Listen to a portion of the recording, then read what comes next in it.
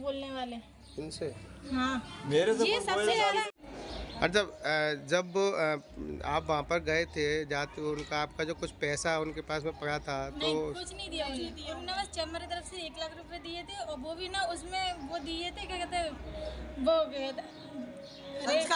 संस्कार के लिए दिए थे 10,000 तो वो भी मांग रहे थे वो और वो गंगा जी जाने के लिए दिए थे 10,000 वो भी मांग रहे थे उसमें से 20,000 काट रहे थे वो लोग वो तो हम मम्मी ने बोला कुछ तो उन्होंने मना कर दिया। कौन काट रहे थे? जी प्रवीण।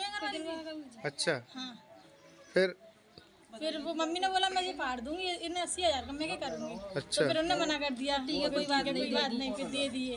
और फिर वो चंदा हुआ था एक ऑल स्टाफ का जो भी संस्था थी उनकी वो चंदा करवा रहे थे। चंदा हमने मांगा था तो वो कह रहे तुम्हारी शादी में FD बनवा के देंगे। अब जी हम कैसे विश्वास कर ले कुछ तो लिख के दे दिया तो हमें अगले महीने बोलते थे हमें पागल की तरह करवा दे रहे थे कहीं 15 दिन बाद आना कहीं 10 दिन बाद आना कहीं संडे को आना कहीं मंडे को। कौन? भैया अग्रवाल जी। भैया यादव हमारा तो उनसे लाला जा रहा है आपको।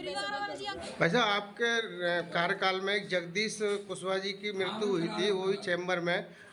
उनको 1 लाख रुपए आर्थिक सहायता दे दी गई थी लेकिन कुछ पैसा कलेक्शन हुआ था 1 लाख कुछ से ऊपर वो प्रवीण समझो महासचिव सचिव थे उनके द्वारा आज तक उन परिवार को दिया नहीं गया। मैं सुबह उनके यहाँ से मिल के आया हूँ। वो परिवार बहुत ही दुख और परेशानी से जूझ रहा है तो इसमें आपके रहते हुए पैसा आज तक क्यों नहीं गया? 9 महीने उसकी मृत्यु को हो चुके हैं।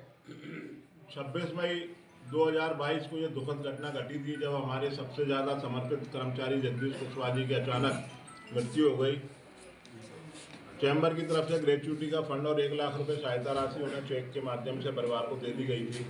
उसके पश्चात जब राशि कम लगी तो हमने चैम्बर के कार्यकारिणी सदस्यों पदाधिकारियों ने और चैम्बर के स्टाफ ने मिलकर एक धनराशि इकट्ठी की और वो राशि भी तात्कालिक सहायता के रूप में उन तक पहुँचनी थी। पैसा इकट्ठा करके उनको पहुँचाने की जिम्मेदारी मैंने मानसवी सचिव को ऑफिस बेयरर्स की मैं बैठक में दी थी और मेरी दृष्टि में वो पैसा उन तक पहुँचाना चाहिए था। लेकिन मुझे जब ये मालूम पड़ा तो मैं मतलब शब्द नहीं है मेरे पास कहने के लिए कि मुझे कितना दुख हुआ कि एक परिवार को जिसको तात्कालिक जीवन जीने के लिए आवश्यकता थी वो सहायता उस तक नहीं पहुंची। और क्यों नहीं पहुंची? हमने तो उनसे वायदा किया था कि अभी हम आपको बच्चों के भविष्य के लिए उनकी बच्चियों की शादी के लिए अलग से व्यवस्था करेंगे। ये तो तात्कालिक सहायता राशि थी, ये भविष्य की सहायता राशि नहीं थी। उनकी बच्चियों से कहा गया है कि उनके परिवार से कहा गया है कि जब तुम्हारी शादी होगी तब ये पैसा आपको देंगे। तो कैसे क्या भरोसा किया जाए? क्या लिखित में दिया है आपने कि वो आकर के मांग सके वो पैसा?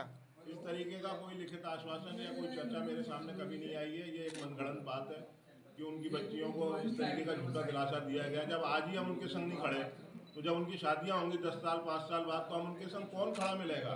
आज हम पद पे थे, आज हमें जो भी करना था उनको करके दे देना चाहिए। 26 मई के बाद आज हम जनवरी में खड़े हुए हैं। क्या इतने दिनों में ये संभव नहीं था कि वो राशि का FDR बना के हम उनको सौंप देते या नकद रूप में उनके परिजनों को सौंप देते? मैं जगदीश कुशवाहा जी का पैसा दिलवाने तक मैं इस लड़ाई को लड़ूंगा। उनके परिवार के साथ में कंधे से कंधा मिला के खड़ा हूँ और जो भी उनकी मदद कर प्रवीण अग्रवाल जी अगर नहीं देंगे तो और प्रवीण अग्रवाल जी ने अगर उनको पैसा नहीं दिया तो उतनी राशि हम अलग से इकट्ठी करके उनके यहाँ पहुँचाएंगे। तो क्या